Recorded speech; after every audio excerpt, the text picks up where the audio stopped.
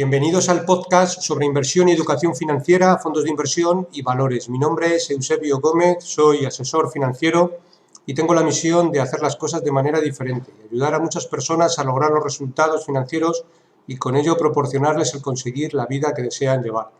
Si estás interesado en solicitar una segunda opinión sobre tu cartera de fondos y te proponga una cartera de fondos alternativa, lo haré encantado. Si me envías cómo tienes estructurada tu cartera en el momento actual, te puedo mandar una propuesta de inversión personalizada. Para ello, como siempre, os dejo mi email, que es eusgomez@gmail.com. Además, solo por enviarme cómo tienes tu cartera y pasarte mi propuesta, te enviaré a tu domicilio un regalo publicitario. Bueno, como siempre, vamos con la responsabilidad y el aviso legal. La actual presentación tiene un carácter informativo y divulgativo. No supone bajo ningún término ninguna recomendación de compra o de venta de ninguno de los fondos o acciones mencionados en esta presentación. La publicación de este vídeo es a título personal. Bueno, pues comenzamos. Hoy os traigo a un ponente que ya le tuvimos en un episodio anterior y es Carlos Santiso.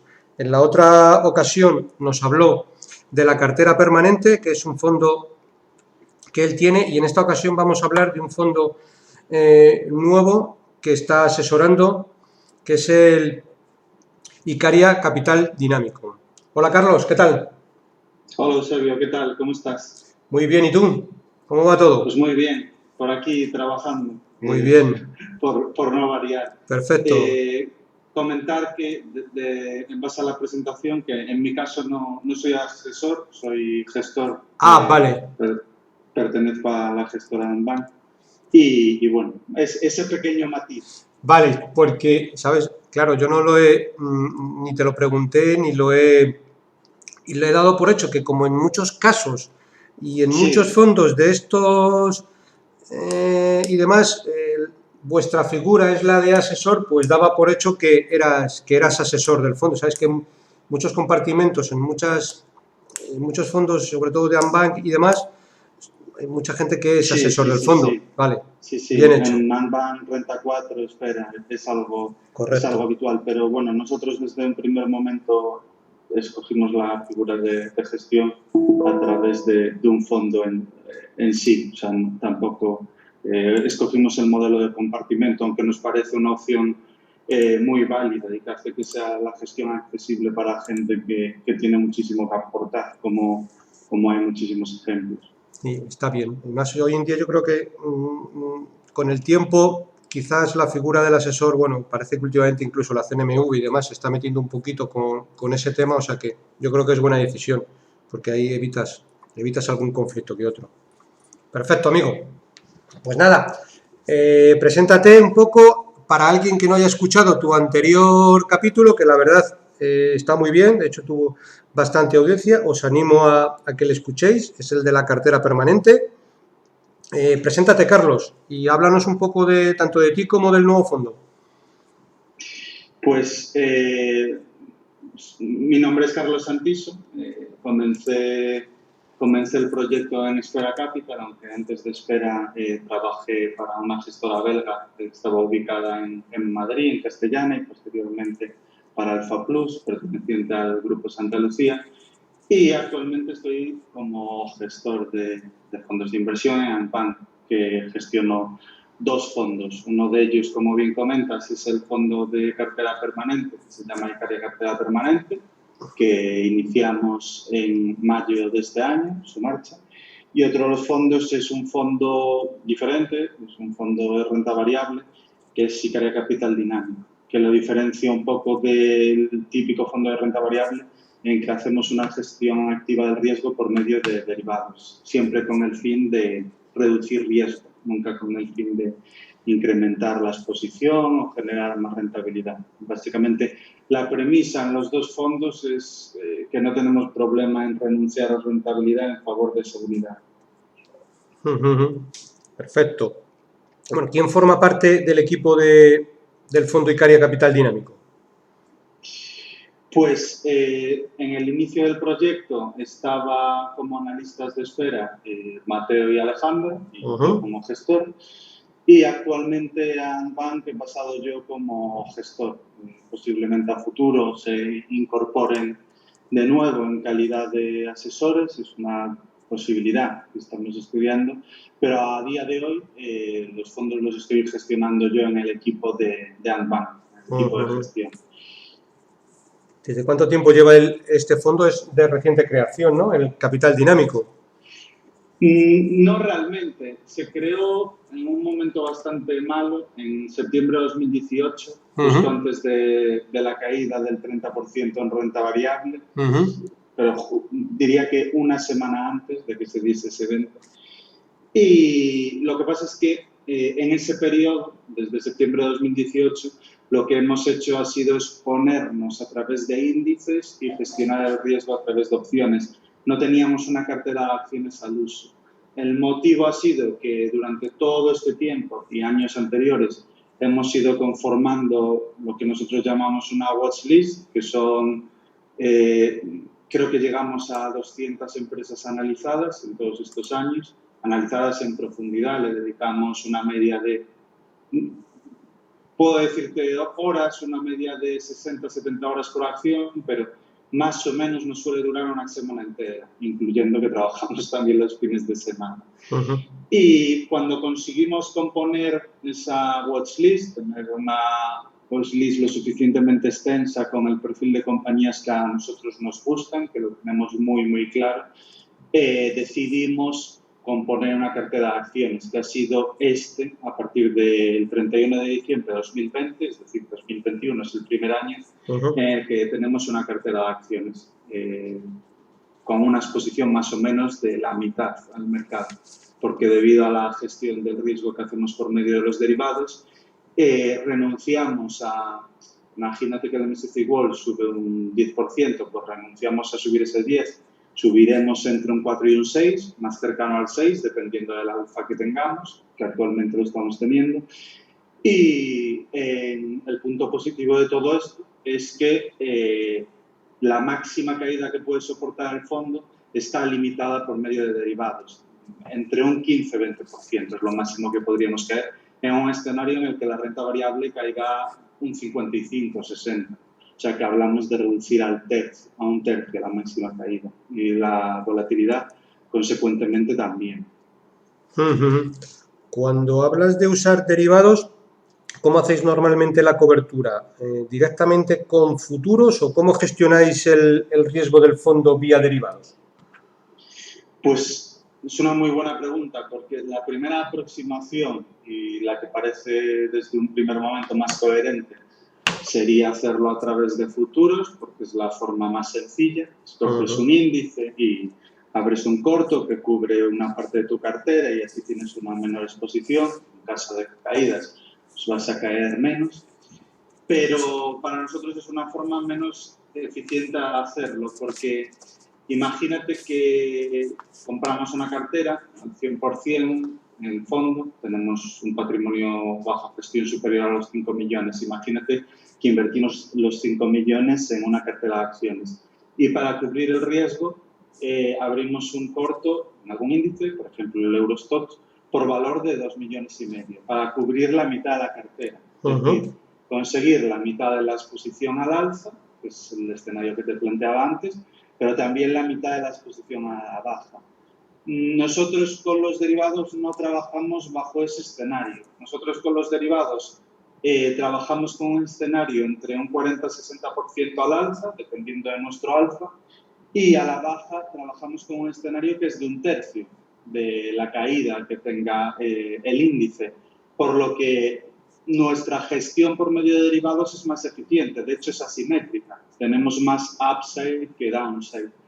Y creo que es ahí donde aportamos valor, de no hacer una cobertura más común, más sencilla, remangarnos, ponernos a trabajar y construir una cobertura más sofisticada, que sobre todo, y el objetivo para nosotros fundamental a la hora de construirla, es que si el mercado no se mueve, imagínate que nuestra cartera se queda en el 0,10%.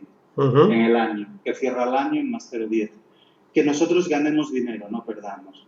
Esto implica que financiamos la cobertura, porque si hiciésemos una cobertura con opciones y simplemente con el hecho, o sea, simplemente con una cobertura habitual, la que se suele hacer por medio de una compra de put, al tener el coste de esa compra de put, si tu cartera queda en el 0%, tú vas a perder dinero. Vas a perder el dinero que te costó esa cobertura. Si te costó un 3 o un 4% cubrir la cartera, que es más o menos donde está ahora mismo el coste de la cobertura a 1 o 2 años, entonces, si tu cartera acaba en el 0%, tú vas a acabar en el -3 y en el -4. En nuestro caso no es así. Si la cartera acaba en el 0%, nosotros acabamos en positivo. Muy poquito, o sea, sería 0,05, 0,03, anecdótico, pero el punto es no acabar en negativo como es el caso base. A lo que dedicamos más tiempo a la hora de construir la tesis. Y esta cobertura, ponnos un ejemplo de cómo lo tenéis en la actualidad. Es decir, ¿qué hacéis? ¿Compráis calls? ¿Compráis put? ¿Vendéis put? ¿O cómo lo...? Es un proceso complejo de entender, porque no es una estrategia al uso como pueda venir en los libros habituales de las estrategias que tienen un nombre, pues un cono, una diagonal, un Iron Condor. No es una estrategia convencional. Nosotros lo que hacemos es construir nuestros modelos de valoración sobre las opciones que nos permiten, una vez parametrizado todas las variables, averiguar, trabajar sobre diferentes escenarios. ¿Qué significa esto? Nosotros podemos proyectar, si imagínate, nuestra cartera cae un 30% y el índice cae un 35%, ¿cuál sería el resultado del fondo teniendo en cuenta la cobertura y la cartera de acciones? O sea, nos dice exactamente en qué parámetro de pérdidas nos moveríamos en la fecha que nosotros indiquemos. O sea, esto lo podemos hacer para enero, febrero, marzo, abril, que va variando en función del mes. Incluso con caídas similares no va a ser el mismo resultado si se da esa caída en febrero que si se da en junio. Va variando conforme pasa el tiempo.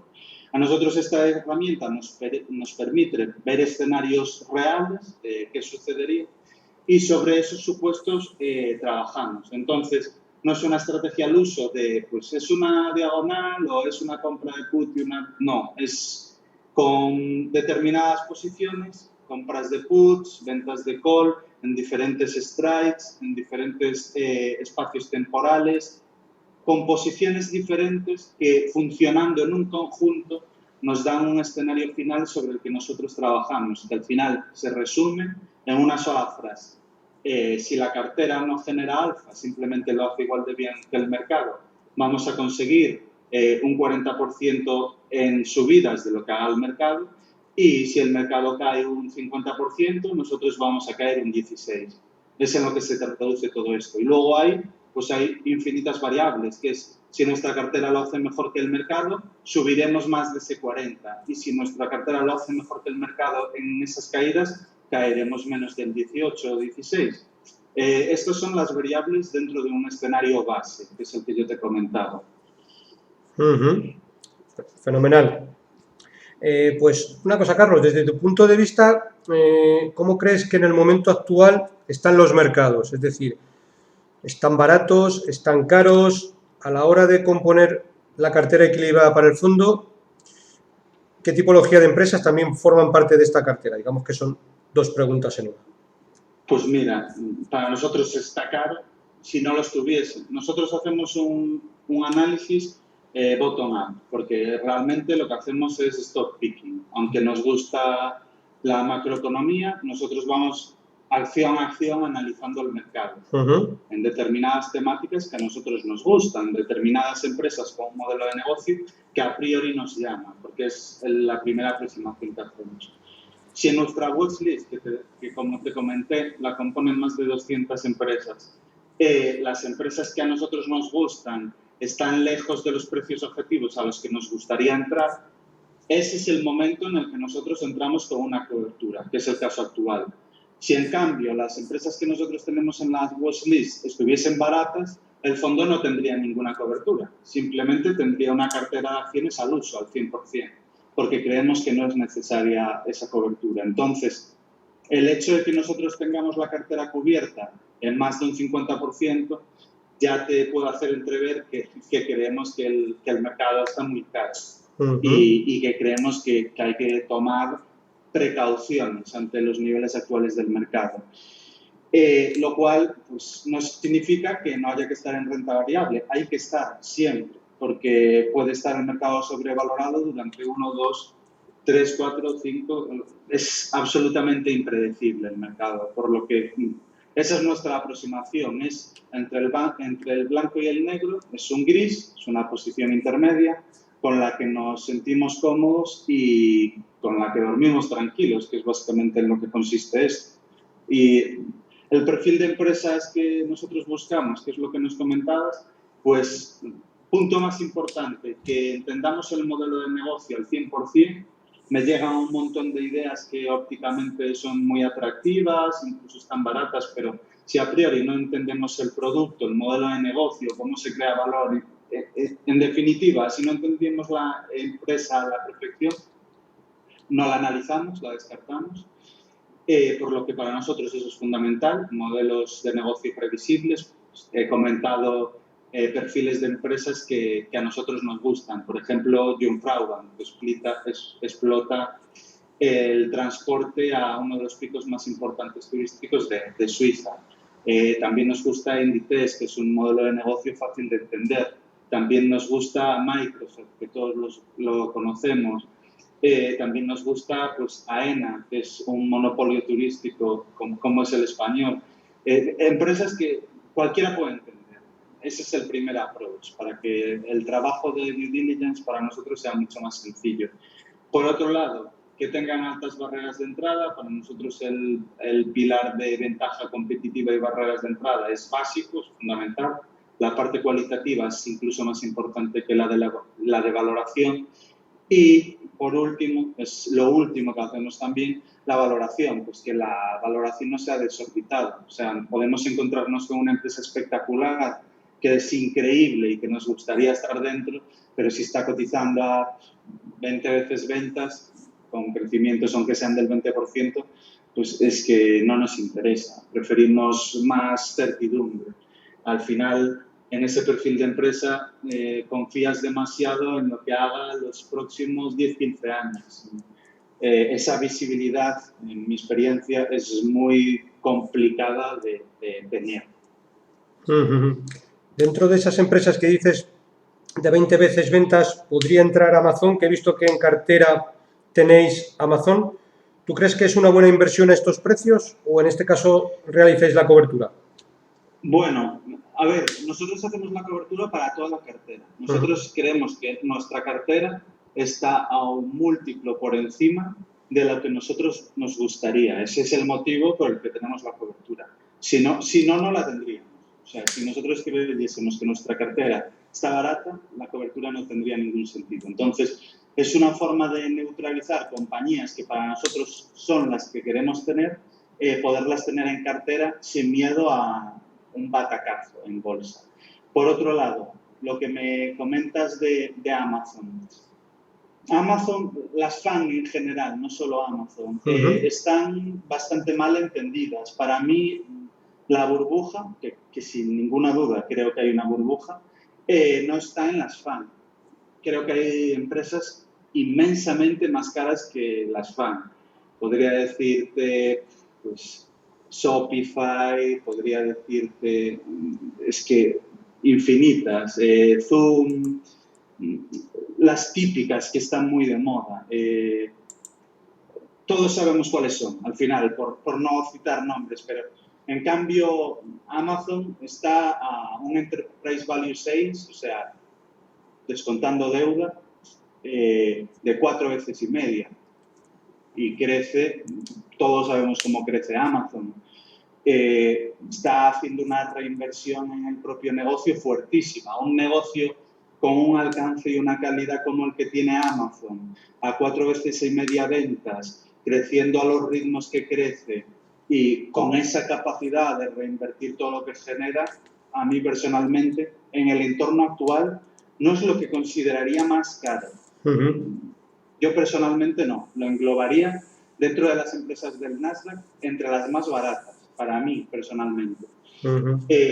Citaría muchas otras antes que Amazon. Pero sí, tenemos una posición del 1,5% en Amazon. Digamos que tenemos una cartera bastante atípica porque mezcla nombres no muy conocidos con nombres que sí que son más conocidos. Digamos que los más conocidos que tenemos en cartera son Amazon, Microsoft y Facebook. Facebook, por ejemplo, es una inversión value, o sea, ni siquiera es una inversión growth. Podrá haber mayor o menor certidumbre sobre los ingresos futuros de Facebook o sobre la amenaza regulatoria o sobre todos estos aspectos que suenan constantemente en torno a Facebook. Eso es más debatible, pero respecto a múltiplos, Facebook debe cotizar si sumamos, o sea, si tenemos en cuenta la caja y la deuda, está como a, no sé, 22 veces, 23 veces beneficio. Flujo de caja, teniendo en cuenta solo el CAPEX de mantenimiento, yo creo que está incluso por debajo de 20 veces con los crecimientos que tiene Facebook. Para mí es una inversión, Amazon no, pero Facebook para mí es una inversión en valor. Otra cosa es que no te guste el modelo de negocio, no creas en él, creas que pueda haber un riesgo regulatorio demasiado elevado.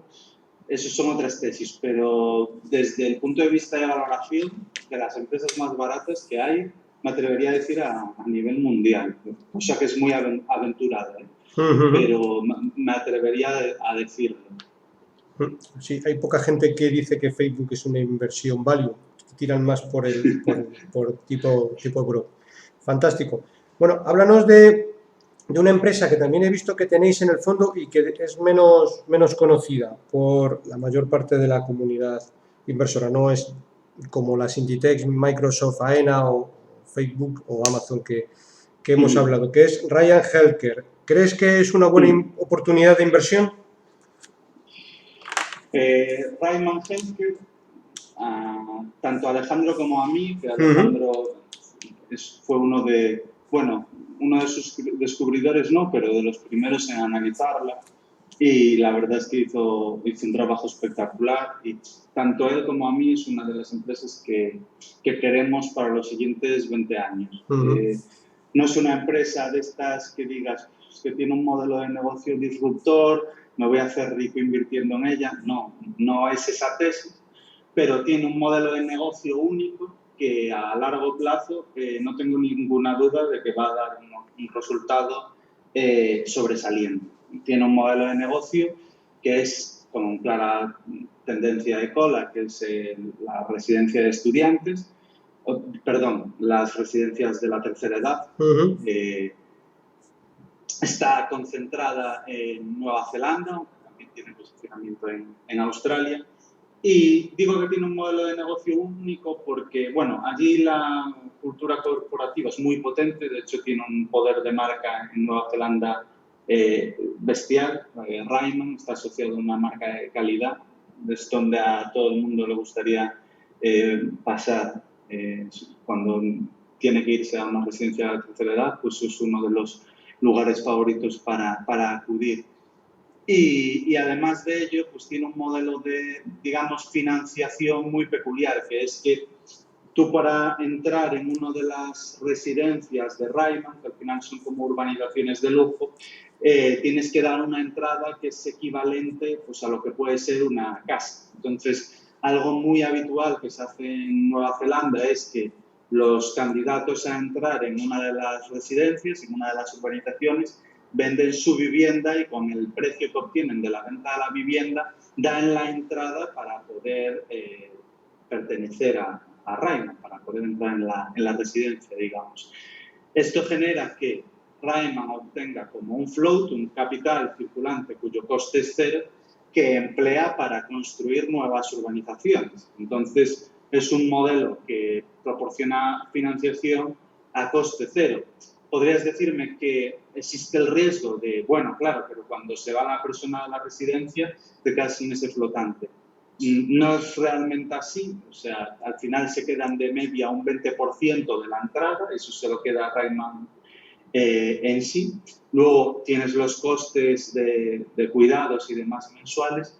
Y para irte a la residencia, pues, porque lo decides o por circunstancias de la vida, tienes que encontrar un sustituto y hasta que no lo encuentres a ti no te devuelven la entrada. Entonces tienes garantizado ese flotante, puedes contar con él. Y bueno, pues simplemente por ser un negocio con vientos de cola, donde el management es de primera calidad, el modelo de negocio es único, en un país con una cultura muy fuerte y donde el poder de marca es muy potente, como Nueva Zelanda, para nosotros tiene todo el sentido. No está cara en relación a los precios a los que cotiza el mercado, para nada. O sea, para mí cotiza a múltiplos más interesantes que el propio el mercado, siendo un negocio de mucha más calidad. Y digo que es una inversión a muy largo plazo porque es un modelo de negocio donde personalmente yo puedo invertir mi dinero y saber que van a hacer una buena asignación, que van a utilizar bien ese dinero. Vamos, estoy totalmente despreocupado porque es un modelo de negocio sólido, con altas barreras de entrada, sobre todo por el poder de marca que tiene Rayman allí. No conocía el modelo de negocio, porque este modelo de negocio yo creo que tanto en Europa como en Estados Unidos, yo creo que no está muy implementado, porque el cliente que entra, aparte de pagar lo que dices el canon de entrada, es decir, ese canon fuerte, luego tiene que pagar una asignación mensual o ahí ya está todo incluido. No, tiene que pagar por los cuidados mensuales. De hecho, los ingresos recurrentes de Rayman son muy elevados y hay una visibilidad de ingresos bastante potente. Luego, en función de los cuidados o del nivel de atención que tú quieras, pues hay como unas determinadas gamas de precios. Pero aparte de dar la entrada, luego hay una recurrencia mensual. Ya, joder, está bien. Es como si pagara. Juntas el modelo, por ejemplo, de las residencias de España, que tiene un modelo de pago mensual, con una entrada potente que te ayuda a financiar las nuevas construcciones. Ya. O sea que lo mejor de ambas casas. Fenomenal. No conocía. Yo creo que eso aquí no está muy implantado, ¿no? Ese modelo, ¿no? De entrada fuerte, ¿no? Ya no digo en España, en Europa, incluso en Estados Unidos, ¿no? No. La verdad que son modelos, en nuestra opinión, menos interesantes. Sobre todo también por lo que te digo, por la cultura que hay en Nueva Zelanda, donde son muy fieles a la marca.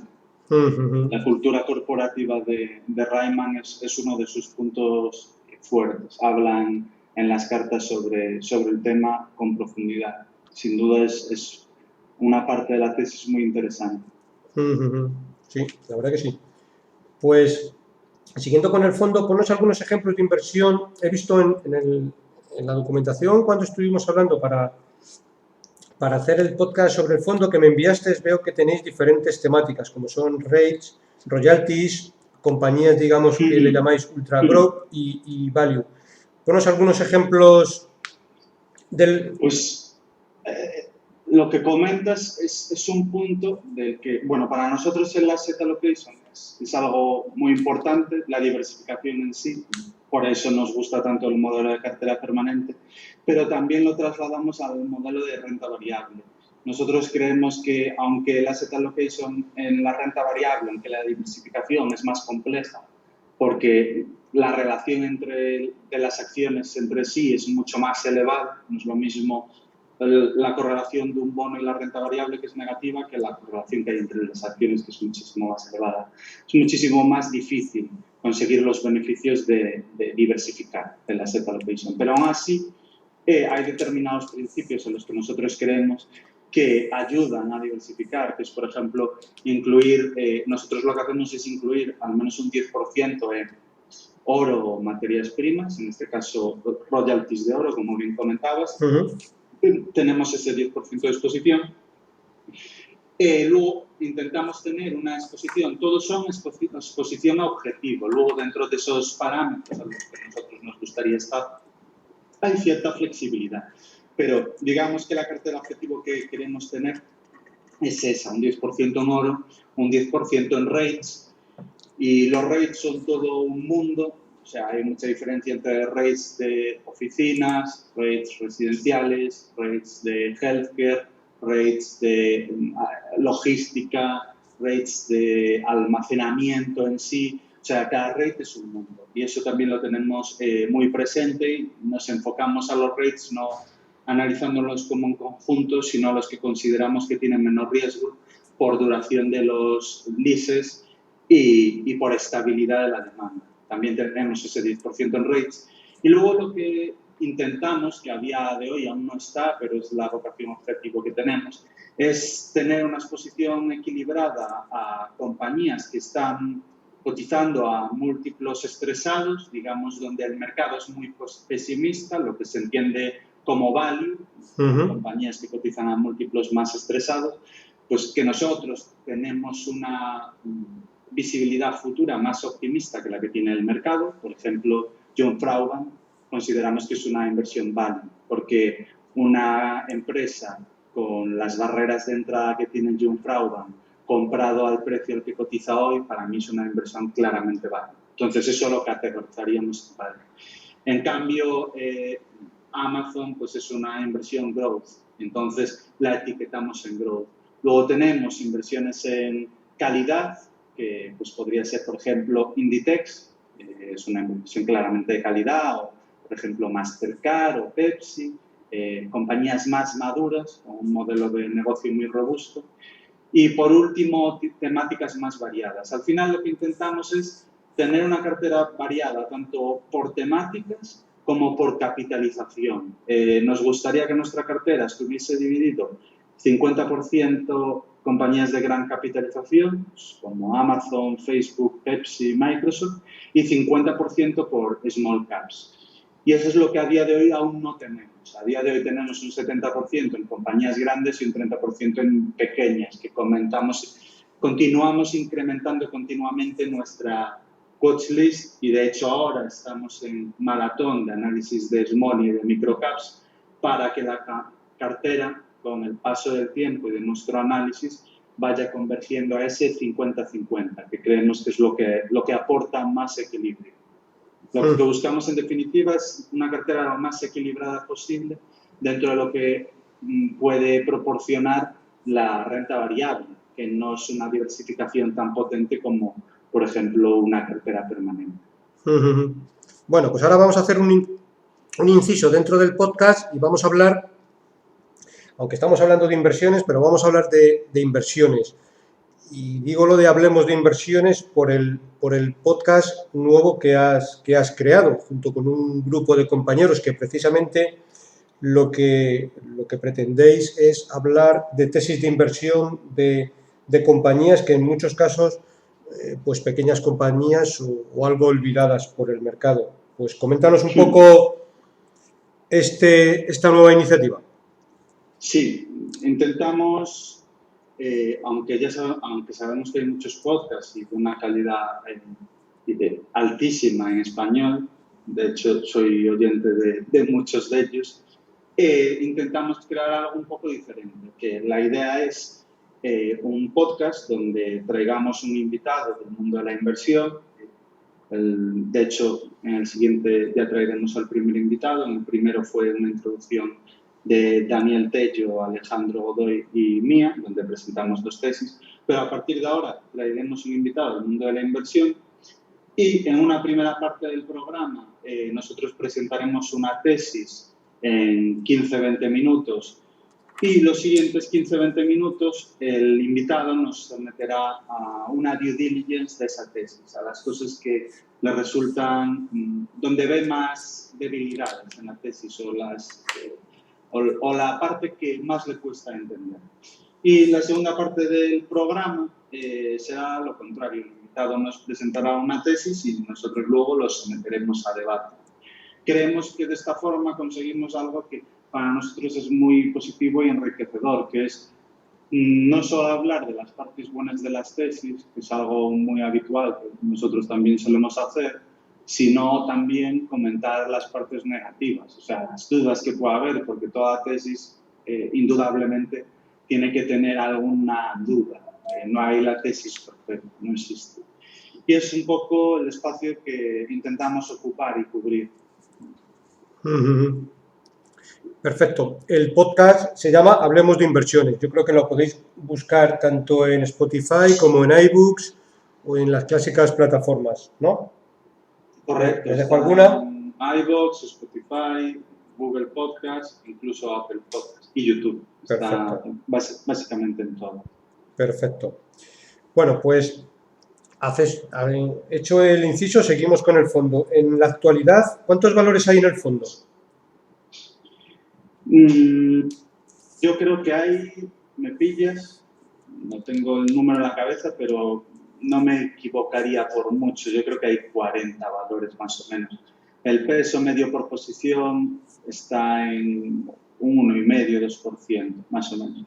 Porque lo que hicimos fue, tenemos la cartera compuesta, o sea, entendido el fondo como tal, al 50% y luego los derivados añadidos. Entonces, lo que yo te estoy diciendo que para nosotros pesa 1,5, sobre la cartera de renta variable en sí hay que multiplicarlo por 2, pesa un 3. Es un tema complejo interno, pero bueno, básicamente estamos hablando de unos 40 valores más o menos. Vale. Y las mayores posiciones del fondo, lo mismo que las 10 mayores posiciones, según me estás comentando, claro, no representan mucho, ¿no? Porque la mayor posición a lo mejor que representa el 2 o el 3%, la mayor, a lo mejor la menor el 0,5, ¿no? Corrígeme. Tenemos 41 que acabo de contar. Vale. Pues mira, sobre la cartera de renta variable entendida en sí, no entendida sobre el fondo, que es como nosotros lo compusimos, la posición más grande es un 5%, que son Jungfraudan y Ryman Healthcare. Luego tenemos muchas que pesan un 3%. Pero sobre el patrimonio del fondo, pues es la mitad. En vez de un 5 sería un 2,5 y en vez de un 3 sería un 1,5. Nosotros lo entendemos como una cartera en sí, es decir, para nosotros pesa un 5 y un 3, porque cuando las valoraciones sean interesantes y dejemos de cubrir la cartera con derivados, pues Jungfraudan pesará sobre el total del fondo un 5, Ryman pesará un 5, Facebook pesará un 3. En las primeras 10 posiciones diría que el tamaño objetivo que tendremos, no es de la cobertura, será de un 35% más o menos. Dentro que es un fondo global, ¿hacéis cobertura de divisas? No creemos en el tema de cobertura de divisas, lo comentamos algunas veces porque lo importante no es la moneda en la que cotiza la empresa, porque al final nosotros lo vemos como empresas, no como acciones, sino la divisa en la que genera esos flujos de caja. La moneda da igual, es simplemente como un vehículo sobre el que cotiza, pero lo importante son las monedas en las que genera el dinero, digamos. Entonces, si tú inviertes en empresas europeas, y en las empresas europeas pues vas a tener Nestlé, vas a tener Inditex, vas a tener, yo qué sé, SAP, son multinacionales gigantes, cuyo peso en Europa pues será del 40%. El restante son otras divisas. Entonces, por mucho que la acción esté en euros, Inditex, por ejemplo, tiene riesgo de divisa, en más de la mitad de la posición.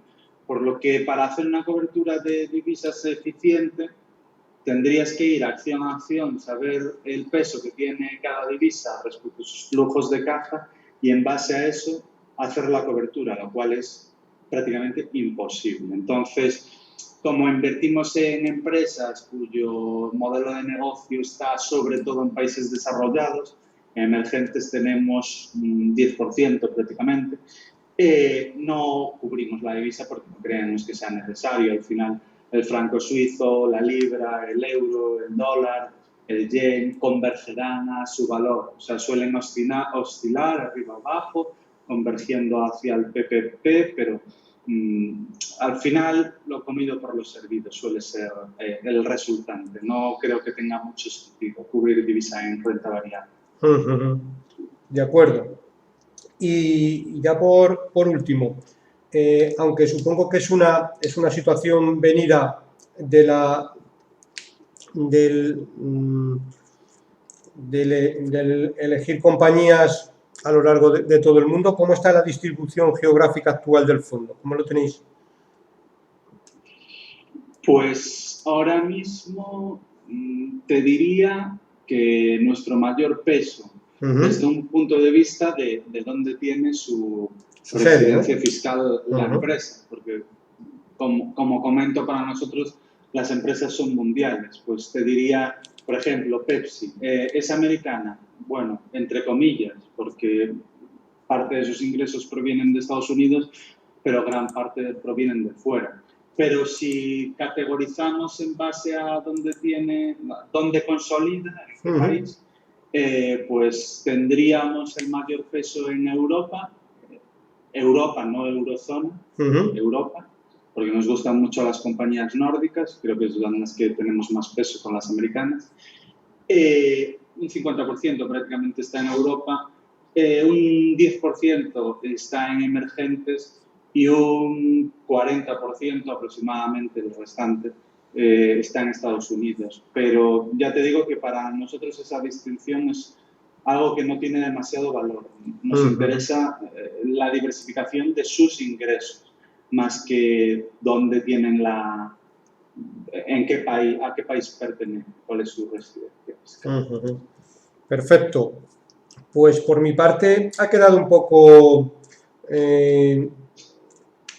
aclaradas todas las cuestiones que teníamos pendiente por hacerte. Si consideras algo más que añadir a lo que hemos estado hablando, ya sabes lo que dice el refrán: habla ahora o calla para siempre. Entonces, estás a tiempo. Pues que a quien le haya resultado interesante lo que comentamos en este podcast, que entre en nuestra página web, que es sicariacapital.es, hay bastante más información. Y de hecho hoy creamos un canal de Telegram donde hablamos, bueno, más que de empresas no vamos a hablar, hablamos de inversión conservadora y de asset allocation, que pueden ver la forma de acceder a través de nuestro Twitter. Es un canal donde se van a generar debates muy interesantes porque hay gente de mucho conocimiento e incluso peso en la industria. Y por esa parte, y por último, darte las gracias por invitarme, Eusebio, por segunda vez, que es un placer estar por aquí. El placer es mutuo. Como he dicho al principio, también os animo a todos a que escuchéis, el que no lo hayáis hecho, el podcast sobre la cartera permanente, que la verdad es que es muy interesante, una cartera para el inversor conservador que puede tener su dinero y olvidarse a largo plazo con rentabilidades muy buenas y testadas a lo largo del tiempo, y el que no lo haya escuchado siempre es interesante. Oye, nada, Carlos, pues por mi parte, como siempre, un placer tenerte por aquí, agradecerte tu disponibilidad, que siempre es grande para cualquier cosa que queremos hacer, y nada, animarte a seguir así y que tengas buenos resultados con el fondo. Pues muchas gracias, Eusebio, un abrazo. Perfecto, pues nada, otro para ti. Seguimos en contacto. Bueno, pues vamos acabando con el podcast. Como siempre, para cualquier consulta o comentario sobre este podcast, puedes enviarme un email a la dirección eusgomez@gmail.com, y si te ha gustado el programa, te agradezco me des un like en YouTube o un me gusta en iBooks. Un saludo muy cordial, paciencia y buenas inversiones.